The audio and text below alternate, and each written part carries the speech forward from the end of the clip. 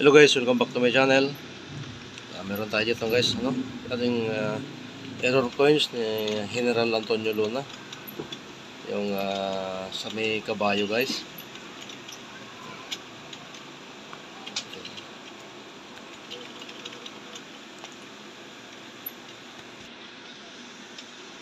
So dito guys, pansinin nyo guys, yung kabayo. Wala pong error po sa may kabayo guys dito.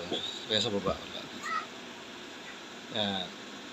Pero dito po tayo guys, so yan. Napansin nyo po ito. Yan. Zoom natin yung camera guys. Yan. Yan. Yan. Yan po. Yung bukol niya, yung sa may kabayo.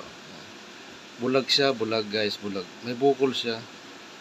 Tapos dito sa kabila may bukol pa. Sa kasabing uso niya, yan.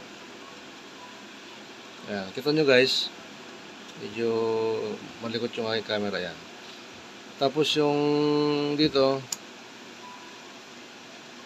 yung tali niya malabo po yung tali dito sa may kabayo. Samantalang sa kabila, yan, napakakapal po yung tali dito sa may kabila. Yan. Yung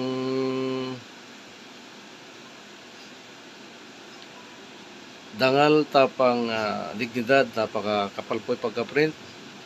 Samantalang, yan, nagkakapal. Samantalang sa kanya guys, dito ay napakalabo. Yan, malabo po siya.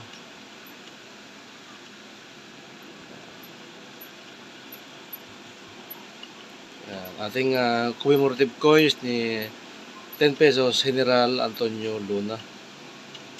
1866 and 2016.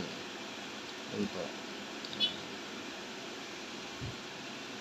Okay guys, ito lang po ang ating konting error at may maliit po din dito sa gawin yan.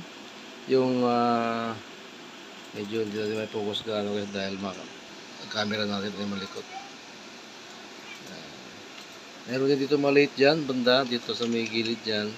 And then yung dito, yung paikot niya na maliit, nag-curve po dyan. Okay guys, thank you for watching. At paki-subscribe naman po guys ang ating channel. Thank you so much guys. Thank you.